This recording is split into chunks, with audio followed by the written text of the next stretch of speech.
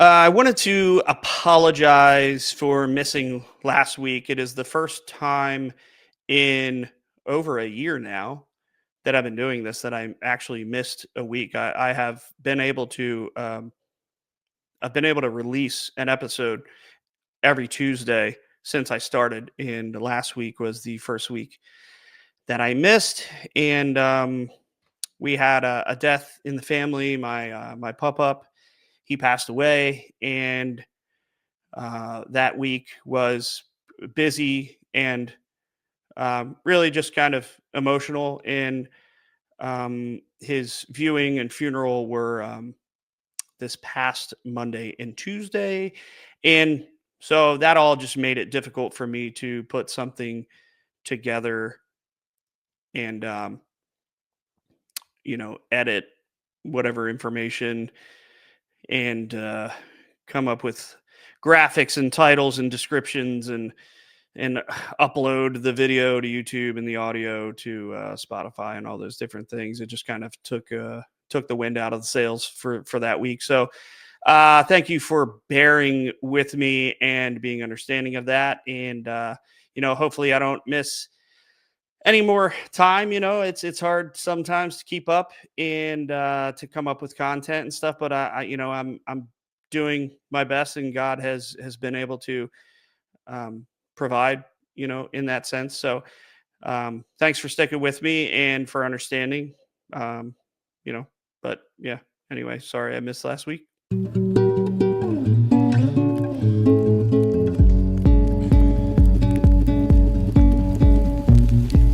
The Lord said to Moses, "Rise up early in the morning and present yourself before Pharaoh and say to him, 'Thus says the Lord, the God of the Hebrews, let my people go, that they may serve me. For this time I will send all my plagues on you yourself and on your servants and your people, so that you may know that there is none like me in all the earth.'"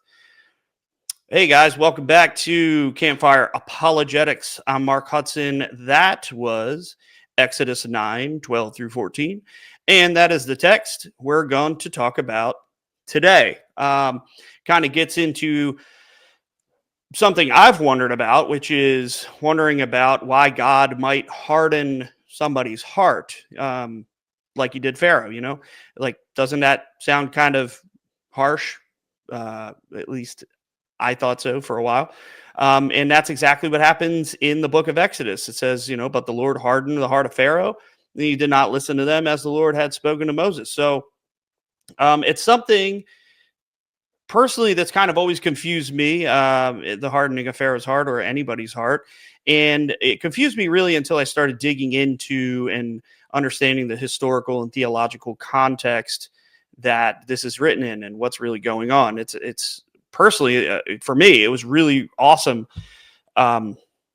when you study this a bit more in depth and kind of gain more of an understanding of what is really happening here. So the question remains, why did God harden Pharaoh's heart, right? Now, first, I want to kind of get into the term hardened. I want to, point out that when God hardens someone's heart, it's not so much an active it's not so much an active thing really that God is doing. Rather, he is really just leaving you the way that you are, which is sinful, and in this particular Pharaoh's case, extremely evil. And so God isn't actively causing a heart to be hard, it's already that way. And he's purposely kind of passing over that person and leaving it that way. So there's this difference between kind of an active and passive role in what God is actually doing here. Now, the changing of a heart from stone to flesh, as Ezekiel 36:26 says, that is actually the active role of God physically changing you and regenerating you. He's giving you a new heart. He's giving you new desires. He's giving you desires for things that you didn't desire before, your desire for righteousness and holiness. You'll start to hate the things that you once loved. Um, there's people that they love Um, they love alcohol, or they love drugs, or they love pornography, or things like that. And God will mold and shape your heart into, one that just exemplifies Him more, and you will start to hate the things that are not good, that are not holy and righteous. So that's where all the work is done. Where when God changes your heart, that is the active role of God in your life. And we could see earlier in Exodus, toward the beginning of the plagues, that Pharaoh actually hardened his own heart. And so, again, that kind of goes back to this passive role that God plays on the heart that is already hardened. It's already in that state. It's already that way. It's already against God. It already hates God. And so God leaves it that way for whatever purpose He sees fit. But we see Pharaoh hardening his own heart. In Exodus 8:15, it says, "But when Pharaoh saw that there was a respite, he hardened his heart and would not listen to them, as the Lord had said." And also in Exodus 8:32, we see that Pharaoh hardened his own heart. Um, so again, then we are left with the question, why did God allow Pharaoh to stay hardened, right? Well, I'm no expert in Exodus, or in the Old Testament, or in the Bible. I'm somebody who reads it daily, studies it, and loves it. Somebody who's been looking into these things for years and years. So um, I've learned a few things along the way, but I can't sit here and say that I'm, like a scholar or a PhD in any of these things. But um, I do know that Exodus, along with many other biblical stories, it needs to be read carefully and slowly and patiently.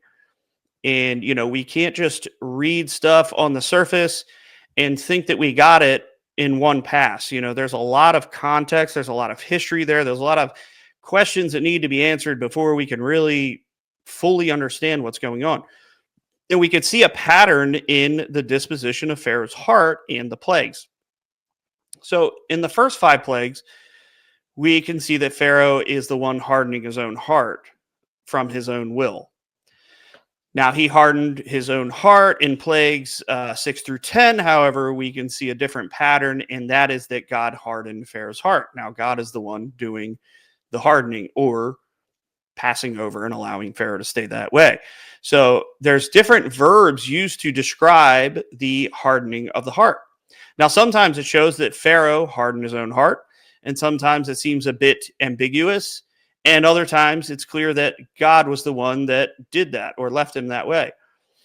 God was calling Pharaoh to humble himself before the one true God through Moses and Aaron, and gave him 5 opportunities to do so. And each time, basically, Pharaoh dug his heels in, his prideful little creepy heels, and he said, I'm not submitting.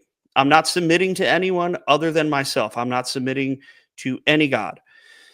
Um, Pharaoh himself was kind of seen as God. So why would he bow to somebody when he believed that nothing was above him? Even the most heinous acts of evil in the hearts of man are not a threat to God. So Pharaoh digging his heels in, it was not a threat to God. And honestly, it actually works toward what God is fulfilling in this particular story, or really, I would say in any case, that anybody does anything, it's for a specific purpose. There's not a single thing that happens in the world that is meaningless or does not have a purpose. There's no, I think Jeff Durbin said, well, I'm sure a lot of people have said it, but there's no suffering in the world that is meaningless. Everything has a meaning, and we may not understand that in time, or maybe even ever. But we serve a God who is sovereign over everything. He's in control of everything, and therefore everything has a purpose. God uses the evil acts of man for good and for his will. Again, in his purposes. We see that with Joseph. He says that what man meant for evil, God meant for good. So his brothers sold him into slavery, and God used that to fulfill exactly what it is that he was fulfilling. Now, just because God can steer and direct evil toward his purposes does not mean that he engineered them or that he is the creator of them. And Paul reflects on this particular point in Romans 9:18. He says, "So then he has mercy on whom he desires, and he hardens whom he desires." Paul saw the pattern of human evil in hardened hearts from Pharaoh to his own day, and those who were even rejecting Jesus then in his own day. God's purpose to bless cannot be thwarted by man's evil, and God will just use those evil actions to accomplish his will and what he's going to do. So man has his own free will to act on what it is that he desires, but what he desires is evil. When you are apart from God, your heart is wicked.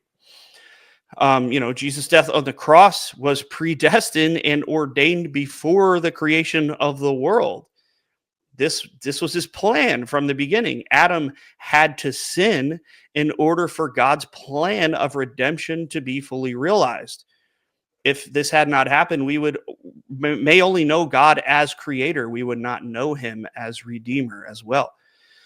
Pharaoh was responsible for his own evil, just again as Joseph's brothers were in Genesis when they sold him into slavery. Um, going back to what I already said, it's Genesis 50:20, if you wanted to look it up. As for you, you meant evil against me, but God meant it for good, to bring it about that many people should be kept alive as they are today. Now, here's where I think it gets really cool and really interesting. We, as finite humans, don't know God's thoughts fully. Our thoughts are not like his thoughts. Isaiah 55:8-9, it says, "For my thoughts are not your thoughts, neither are your ways my ways, declares the Lord. For as the heavens are higher than the earth, so are my ways higher than your ways, and my thoughts than your thoughts." Now, I've said it over and over again in this episode that God has a purpose and a plan for everything that happens in the universe. We can't possibly know all of these things, especially in the moment when they're happening. Sometimes things happen in our lives and we wonder, why God? Why are you doing this? What are you doing? Why are you allowing this to happen? But the right posture to have in these times, I think, is to ask, what are you trying to teach me or show me in all of this?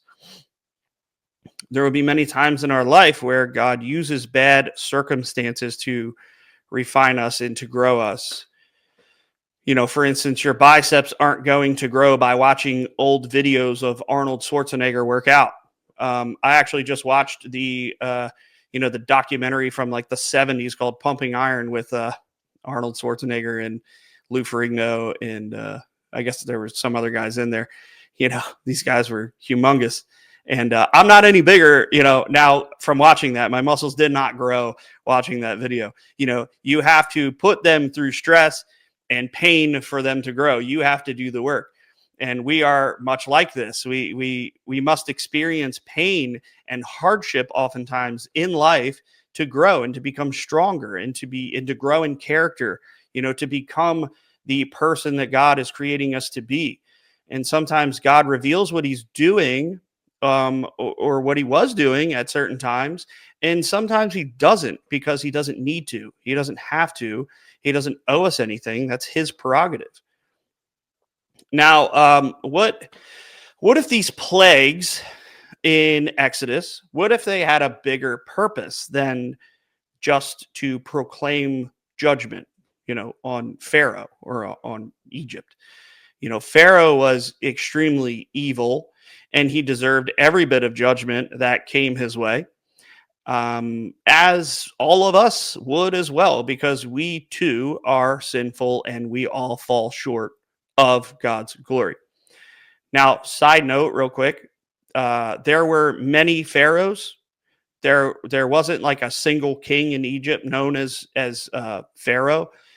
This was kind of a royal title that referenced many Egyptian kings over many generations. So these kings were really just the epitome of human evil.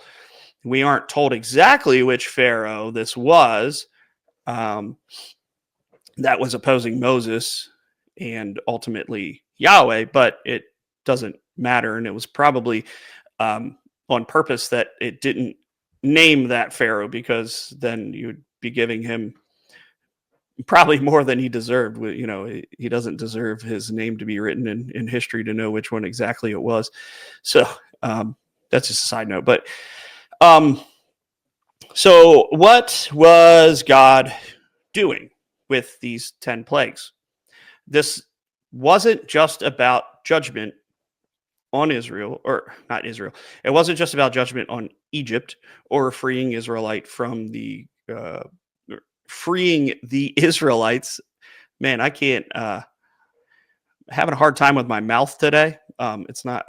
It's not working. I think my brain is working faster than my mouth is. So, um, yeah. Let me start that sentence over. It wasn't just about the judgment of Egypt or freeing the Israelites from the grips of oppression and slavery. This was actually a cosmic and spiritual confrontation between Yahweh, who is the one true God, and the many false pagan little g gods of Egypt.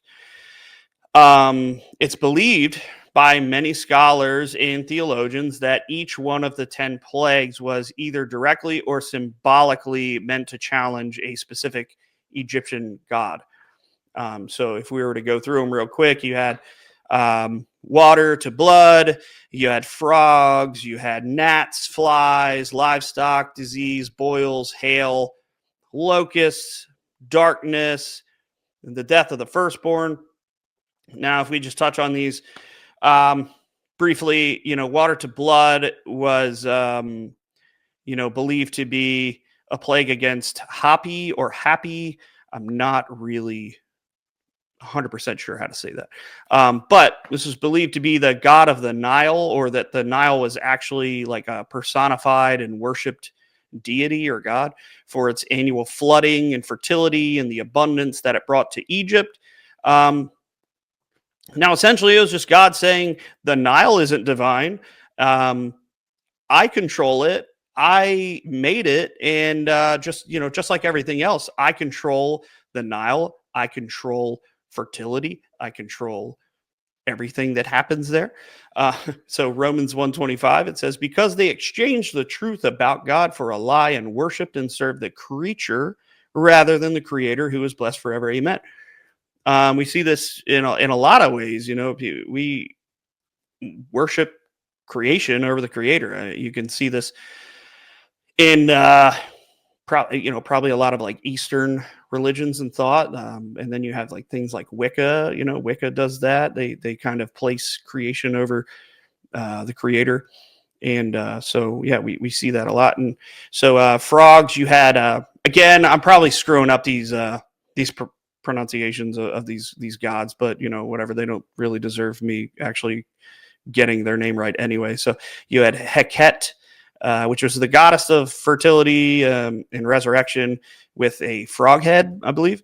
And so her symbol was the very symbol of fertility and resurrection to many Egyptians, and that symbol became a curse to them. Nats was kind of representing Geb, which was the god of the earth. And so, even the dust of the ground obeys Yahweh, the one true God. Flies was against Kerpi, Kherpi. It's the god of creation with a fly or a beetle head, I think. An Egyptian, they had insect-related gods. And essentially, they were powerless because God controls all the insects. So Kerpi is not the god of creation, but a lesser, weaker, false created God who is in submission to Yahweh. You had livestock disease, believed to be against Hathor, or Apis, whatever. It was a cow slash bull deity type thing. All of these really are just examples of man, again, worshiping the created order rather than the actual creator. God is sacred, right? Not false pagan deities. So what man calls sacred, God can crush at his very word. You had boils, which was against Sekhmet, Sekhmet, in case you want to look those things up. But it's believed to be the god of healing and some other things, I guess, as well. But, God was essentially saying, hey, your God can't heal you. I do that. That's my job. That's my prerogative. I control that. I control all of life.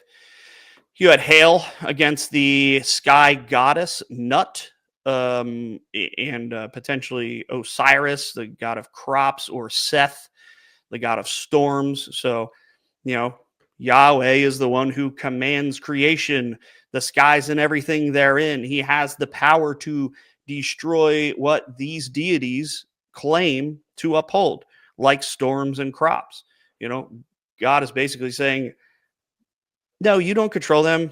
I do. And this is how I do it. And I'm going to show you now. You have locusts against Serapia. Is a protector of land from locusts, and I think maybe some other insects. But again, no God can stop Yahweh's judgments. Their crops and their land will be destroyed if God, the one true God, Yahweh, if he says so. And you had darkness, which was against the sun god, the embodiment of the sun in the daily cycle of daylight. That is against the god Ra, which I would think that more people are probably familiar with that one. I mean, that was one that I was a little more familiar with anyway. But, Yahweh basically extinguishes Ra. He sets darkness on the land. He extinguishes darkness, or Ra and light. Ra is not powerful enough to uphold the sun or the light.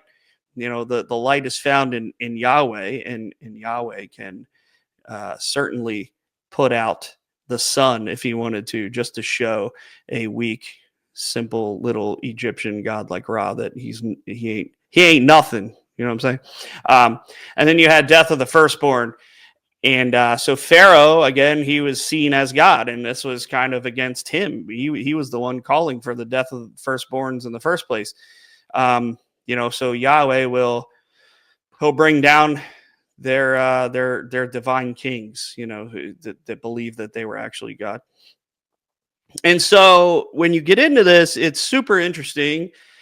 And it really just screams at the sovereignty of God. Like, this is the reason that God allowed Pharaoh, he allowed his heart to continue in rebellion and hardness. God was fulfilling a specific purpose and plan, and that was not only to judge Pharaoh in Egypt, but also to dismantle and take down false Egyptian deities, showing that only Yahweh has true power and glory over everything else, or over everything, and that everything else falls at the feet of Jesus Christ and will bow down to him.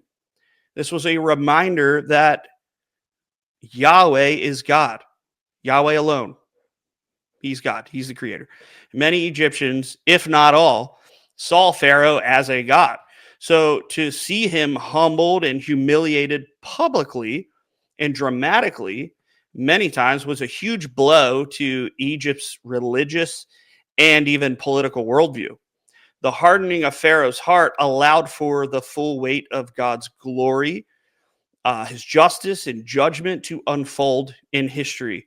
If Pharaoh were to submit earlier on, this plan for God to destroy these false deities, it might have come to pass. May not have ever happened if God would have allowed for Pharaoh to turn.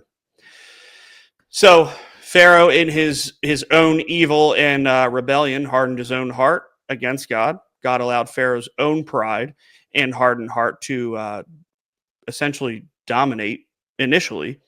And then God then judicially confirms that this hardened heart and allows him to continue in his rebellion by allowing his heart to remain hardened and against God, against Yahweh. And in doing so, God crushes and defeats false gods of Egypt and dismantles the lie that anyone or anything else is God other than himself. Isaiah 42:8, I am the Lord, that is my name. My glory I give to no other, nor my praise to carved idols. So I personally thought this was really cool when I first kind of heard this, when I learned this. It helped me to understand the bigger picture over everything that was happening in that. And so, in the shortest possible way I could think to convey that, it is that God has a plan. He is working all things for his purposes. Romans 8:28, and we know that for those who love God, all things work together for good for those who are called according to his purposes. As usual, there was probably a lot of information in this episode, but I hope that it was beneficial to you. I hope that it was, edifying, or that you learned something. And so, brothers and sisters, as always, thank you for watching or listening or both, or whatever it is that you, however you consume the content. But always remember to go and give a reason for the hope that is in you, and to do that with love and respect. So thank you.